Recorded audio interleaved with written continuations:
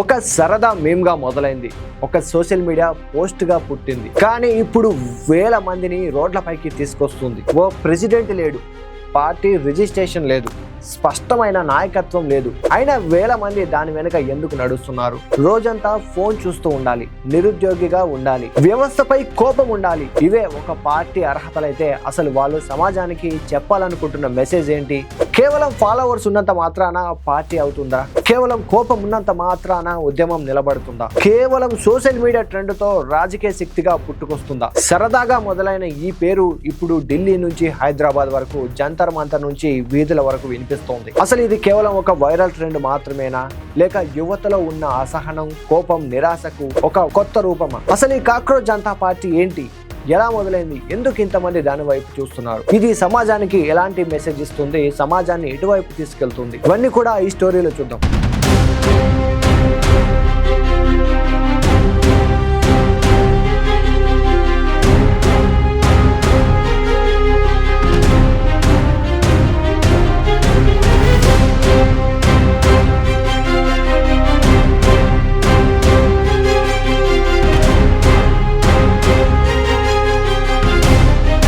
Hi friends, this is Mahesh.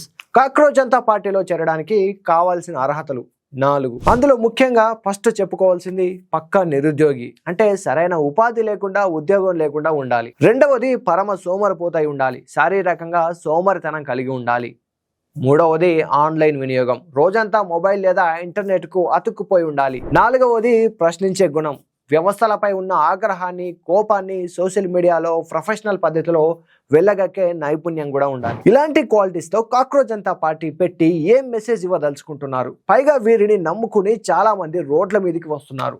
అలా వచ్చిన వారు ప్రజా సమస్యలపై కూడా మాట్లాడుతున్నారు. అయితే ఇక్కడ మనం గమనించాల్సిన విషయం ఏంటంటే, ఈ కాక్రోచ్ జనతా పార్టీకి ఇప్పటికీ అసలు పార్టీ లాంటి స్ట్రక్చర్ లేదు. దీనికి ఎవరు ప్రెసిడెంట్ కూడా లేరు, పార్టీకి నాయకత్వమే లేదు. వాళ్ళు ఇప్పటి వరకు ఆ పార్టీని రిజిస్ట్రేషన్ కూడా చేసుకోలేదు. ఎందుకంటే ఇది భారతీయ జనతా పార్టీకి ఒక పేరడి, ఒక సెటైర్ లాగా ఆన్లైన్ లో ఒక మీమ్ లాగా పుట్టింది. దీని ఆరిజిన్ అర్థం చేసుకుంటే, అభిజిత్ దేబ్కే ఆ పేరు పెట్టి పోస్ట్ చేసినప్పుడు ఎవరు ఊహించి ఉండరు ఇంత జరుగుతుందని, ఇంత ఫాలోయింగ్ వస్తుందని. దాని పేరు కాక్రోచ్ జనతా పార్టీ అని ఎందుకు పెట్టారంటే, భారతీయ జనతా పార్టీ పేరు మీద ఆగ్రహంతోనే పెట్టారు. కానీ అనూహ్యంగా అది ఆన్లైన్ లో ఒక ఫినామినాగా అయిపోయింది. ఒక దశలో Bharatiya Janata party Instagram account ను మించి ఫాలోయింగ్ వచ్చేసింది. దాంతో వారు ఆఫ్లైన్ స్ట్రీట్ ప్రొటెస్ట్లకు కూడా వచ్చారు. స్ట్రీట్ ప్రొటెస్ట్లు కూడా ఢిల్లీ ఒక జంతర్ మంతర్ లోనే కాకుండా దేశమంతటా జరుగుతున్నాయి. హైదరాబాద్ లో కూడా జరిగింది, మనం చూసాము. నాగపూర్ లో, రాజస్థాన్ లో, బెంగళూరులో, పూణేలో చాలా ప్లేసెస్ లో కూడా జరిగింది. దీంతో సివిల్ సొసైటీ యాక్టివిజం ఒక్కసారిగా రగిలిపోతోంది. వీళ్ళ ప్రధాన డిమాండ్ ఏంటంటే, ధర్మేంద్ర ప్రధాన్ రాజీనామా చేయాలనే డిమాండ్ తోనే ధర్నాలు చేస్తోంది. జంతర్ మంతర్ లో కంటిన్యూస్ గా నిరసనలు అయితే కొనసాగుతున్నాయి. దాదాపు 3 రోజుల పాటు రిలే నిరాహార దీక్షలకు కూడా పిలుపునివ్వబోతున్నారు. ఆ తర్వాత ఏం జరగబోతుంది మరి? దీనికి ఒక రూపం వస్తుందా? ఈ కాక్రోచ్ జనతా పార్టీకి నిజంగా ఒక స్ట్రక్చర్ వస్తుందా అంటే ఖచ్చితంగా చెప్పలేము. వీరు ఇంత చేసి రేపు ఏం చేస్తారో, రేపు ఏ మార్గంలో వెళ్తారో ఎవరు చెప్పలేని పరిస్థితి. ఈ కాక్రోచ్ జనతా పార్టీ ప్రస్తుతానికైతే ఒక ధర్మేంద్ర ప్రధాన్ రాజీనామా చేయాలనే డిమాండ్ తోనే ముందుకెళ్తోంది. కానీ ఒక్కసారి కాక్రోచ్ జనతా పార్టీకి మద్దతు తెలుపుతూ వస్తూ ధర్నాలు చేస్తున్న సివిలియన్స్ మాత్రం చాలా మంది దేశంలోని ఉన్న ప్రతి ఒక్క సమస్యను లేవనెత్తుతున్నారు. ఈ కాక్రోచ్ జనతా పార్టీ కేవలం బీజేపీకి వ్యతిరేకంగా మొదలైన పార్టీ. ఇలా దేశంలో ఒక రాజకీయ పార్టీకి వ్యతిరేకంగా మొదలవడం అనేది ఎప్పుడూ మంచిది కాదు. దేశంలోని ప్రజలు, వారి అవసరాలు, వారి సమస్యలు కోసం మాత్రమే ఎప్పుడైనా ఒక పార్టీని కానీ, ఒక వ్యవస్థని కానీ ఏర్పాటు కావాలి. ఒకప్పుడు మనం ఆమ్ ఆద్మీ పార్టీని చూసాం. ఇండియా అగైనెస్ట్ కరప్షన్ మూవ్మెంట్ తో పురుడు పోసుకున్న పార్టీ. అన్నా హజారే ఉద్యమంలో ఏకంగా ఢిల్లీలో అధికారంలోకి రావడమే కాకుండా పంజాబ్ లో కూడా అధికారంలోకి వచ్చింది. తర్వాత గుజరాత్ లో సిగ్నిఫికెంట్ ప్రెజెన్స్ కూడా చూపెట్టుకుంది.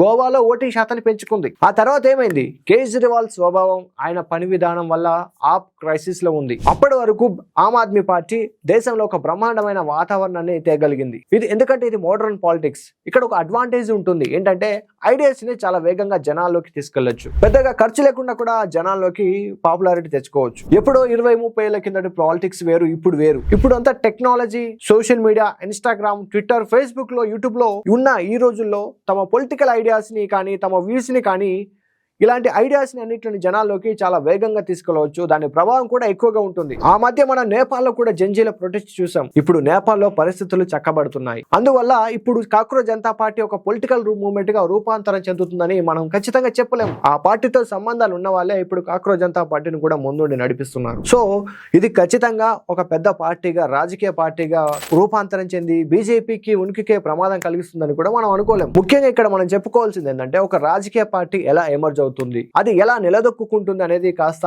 మన దేశంలో చూస్తే, ఒక పార్టీకి ఒక అనుభవం, అది నిలదొక్కుకోవాలంటే ఖచ్చితంగా ఎన్నికల్లో పోటీ చేయాలి. అదే సమయంలో గెలవాలి, గెలిచి కొన్ని రకాల ఎమోషన్స్ ని ప్రజల్లో తీసుకురావాలి. ఒక రకమైన 3 ఎమోషన్ తోనే పార్టీలు అధికారంలోకి వస్తాయి. కానీ అవి నిలబడాలంటే మాత్రం ఆ పార్టీ అన్ని రకాల డైమెన్షన్స్ ని సంతరించుకోవాల్సి ఉంటుంది. కాక్రోచ్ జనతా పార్టీకి ఒక ఐడియాలజీ లేదు, ఒక ఐడెంటిటీ లేదు, ఒక లీడర్షిప్ బలమైన నాయకత్వం కూడా లేదు, అలాగే ఒక రకమైన కరిస్మాటిక్ లీడర్ కూడా లేదు. ఇలాంటి ఫ్యాక్టర్స్ అన్ని కలిసి వచ్చినప్పుడే ఒక రాజకీయ పార్టీ నిలదొక్కుకోగలుగుతుంది. ఇక ఐడియాలజీ విషయానికి వస్తే, ఒకప్పుడు కాంగ్రెస్ పార్టీ ఎలా ఉండేదంటే సెంటర్ ఫర్ లెఫ్ట్ ఐడియాలజీ ఉండేది. నెహ్రూ నుంచి ఇందిరాగాంధీ వరకు సెంటర్ ఫర్ లెఫ్ట్ ఐడియాలజీగా ఉండేది కాంగ్రెస్ పార్టీ. ఆ తర్వాత సెంటర్ ఫర్ రైట్ ఐడియాలజీకి మారింది కాంగ్రెస్ పార్టీ.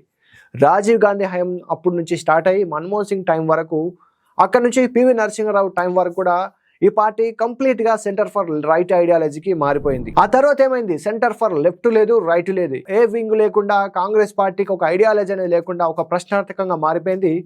దాని ఓవరాల్ ప్రభావమే ఇప్పుడు కాంగ్రెస్ పార్టీ పరిస్థితి. ఒక రకంగా ఒక నేషనల్ లెవెల్లో మరో సెంటర్ పార్టీ లేకపోవడం వల్ల కాంగ్రెస్ ఆ మేరకు నిలబడగలిగింది. ఇప్పటి వరకు కాంగ్రెస్ ని రీప్లేస్ చేస్తామంటూ అనుకుంటూ వచ్చిన Aam Aadmi Party centre for left ఐడియాలజీతో ముందుకు వచ్చింది. ఆ తర్వాత సాఫ్ట్ హిందుత్వాన్ని ఎంప్రెస్ చేసుకుంది.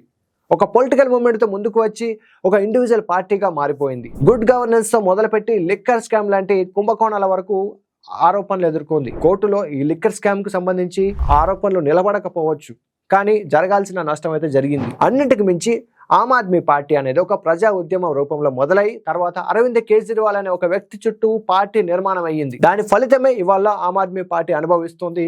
దాని ఫలితమే ఢిల్లీలో ఆమ్ ఆద్మీ పార్టీ ఓడిపోయింది. దాని ఫలితమే ఆమ్ ఆద్మీ పార్టీలో నుంచి చాలా మంది బీజేపీలోకి, ఇతర పార్టీలోకి వెళ్తుండడం, అలాగే కొత్త పార్టీల్లో ఆ పార్టీ మరింతగా పెరుగుతుంది అనుకున్నప్పుడు అది పెరగకుండా అక్కడికి ఆగిపోవడం, పంజాబ్లో అధికారం చేజిక్కించుకున్నప్పటికీ ఇప్పుడు పంజాబ్లో ప్రశ్నార్థకంగా మారిపోయింది. సో కాక్రోచ్ జనతా పార్టీకి ఇంకా ఐడియాలజీ పైన ఒక స్పష్టత లేదు, నాయకత్వం పైన అసలు స్పష్టత లేదు, జనాకర్షణ కలిగిన నాయకుడే లేడు. సో ఇప్పుడు ఈ పార్టీ దేశంలో ఏదో చేస్తుందని అప్పుడే చెప్పలేం. కానీ కాక్రోచ్ జనతా పార్టీ వల్ల ఒక విషయం మాత్రం క్లియర్ అయిపోయింది. యూత్ లో అసహనం ఉంది, ఒక ఎమోషన్ ఉంది, వ్యవస్థ పట్ల ధిక్కార స్వరం ఉంది. ఇవన్నీ ప్రజలను ఒక చోటికి తీసుకురావడానికి, ప్రజల దృష్టిని ఆకర్షించడానికి, ప్రస్తుత వ్యవస్థను ప్రశ్నించడానికి ఉపయోగపడే అంశాలు. ఇవన్నింటికి కాక్రోచ్ జనతా పార్టీ లేవనెత్తింది అని చెప్పొచ్చు, ఇవన్నిటిని బహిర్గతం చేసిందని చెప్పొచ్చు. కానీ కాక్రోచ్ జనతా పార్టీ పొలిటికల్ పార్టీగా రూపాంతరం చెందడానికి కేవలం ఒక ఈ యాంగర్ ఉంటే సరిపోదు. కోపం, అసహనం ఇవన్నీ ఉంటే, ధిక్కారం ఇవన్నీ ఉంటే సరిపోదు. అదొక సైద్ధాంతిక నిర్మాణం, రాజకీయ రూపాన్ని సంతరించుకున్నప్పుడు మాత్రమే అది బీజేపీకి కానీ మరే ఇతర అధికారులు ఉన్న పార్టీకి కానీ సవాలుగా మారుతుంది. కోపం ప్రజలను ఒక చోటుకి తీసుకురాగలదు, అసహనం ప్రజలను రోడ్లపైకి తీసుకురాగలదు. కానీ ఒక ఉద్యమం చరిత్రలో నిలవాలంటే మాత్రం కోపం ఒక్కటే సరిపోదు. ఒక ఐడియా ఉండాలి, ఒక దిశ ఉండాలి, ఒక గమ్యం ఉండాలి. ముఖ్యంగా ప్రజలను నమ్మించే ఒక నిర్మాణం ఉండాలి. మీమ్స్ నుంచి ఉద్యమంగా మారడం ఒక కథ, కానీ ఉద్యమం నుంచి రాజకీయ శక్తిగా మారడం ఒక పోరాటం. ఈ రోజు ఒక నినాదం, రేపు ఒక నిరసన, ఎల్లుండి ఒక రాజకీయ వేదిక, లేక కొన్ని రోజుల తర్వాత మర్చిపోయే ఒక ట్రెండ్.